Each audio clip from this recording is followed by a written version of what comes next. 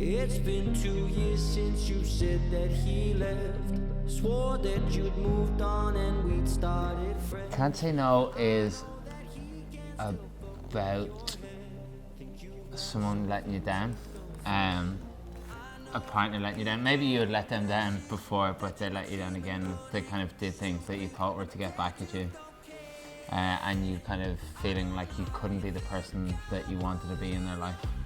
You took him to the hotel we used to. I think the song, when it was written, was kind of from a place of irritation, and I think there was like, I don't know, a bit more edge to the song, wasn't it? It's like, It's the edges we've ever went, I think. yeah, I think there was anger towards the situation in the song, and I think that kind of comes out in the song. It's quite different to anything we've done before, but I think that's real to how we felt at the time of writing the song. Nights when you said that you stayed at your friend. No, actually. The song was like, just one day, honestly, in the studio, it just came about in about 30, 40 minutes. It was like, just came from a place of honesty, I think. There was no, sometimes you go to writing sessions and you could think about other songs or whatever, but this just came from a place of pure honesty. I don't know how you think. How quick it was, I think. It was very natural, I think, this one more than all of the others on the EP when it came to the recording aspect of it. It was all done pretty fast and it was pretty enjoyable.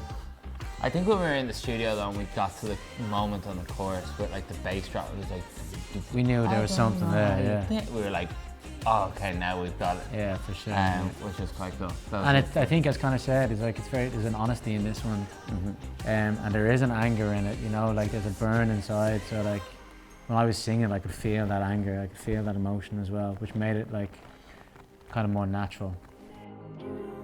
I can't get the I think probably the final chorus is when everything comes in, like from the start of the chorus to the end. I do like the middle eight as well. The kind of euphoric kind of space that has, kind of feels like you're out of it a bit to go back into that drop again, the last chorus. Rad, baby. Frustration. It's definitely hurt. You can frustration. hear frustration in the song. I think,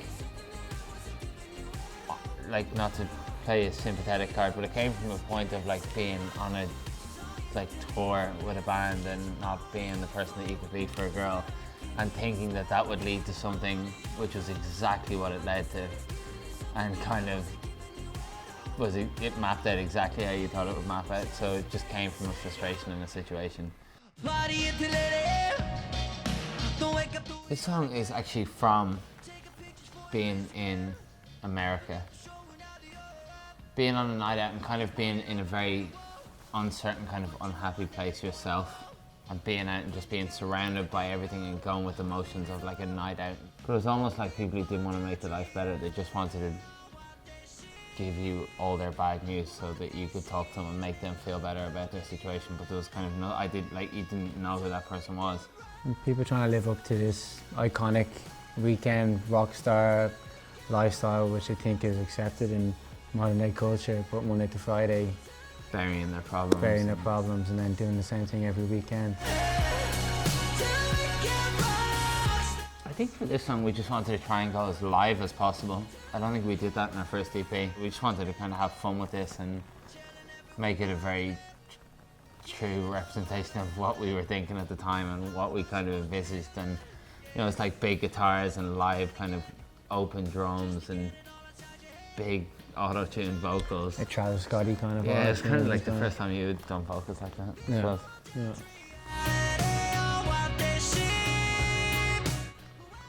I love to remember in the studio when we didn't have a middle eight and we did it on the spot, or else when we cranked up the auto-tune on your vocals. That's the thing, because there's a lot of parts in this song that is it's a big song to sing, and there were some parts where I was in the booth and we worked with a guy called Jimbo Barry, who's an amazing producer, and I was in the booth and we got to the middle eight part and Connor and Jimbo were just like shouting at me, go for it, go for it, go for it. And I was so intimidated by going for it because it was so big, and Jimbo just cranked up the auto-tune, he cranked up my vocal, and I just started letting rip on it. And there was a real moment of like, oh shit, this song could be...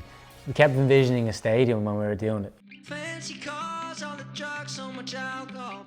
Being in all the places you kind of would have thought were the coolest places to be at when you were younger. But it's totally wasted because you're not with that person that you love massively in your life. So it's like, you know, you always dream of like going to these parties with like all the cool people, but then when you're there and you're not with the person in your life that you love, it's just not the same party.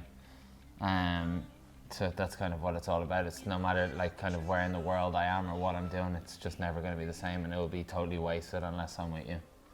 This city's on fire. I think we actually took influence from like Alicia Keys' kind of like Empire State of Mind, It is like a big big like state of backing vocals, and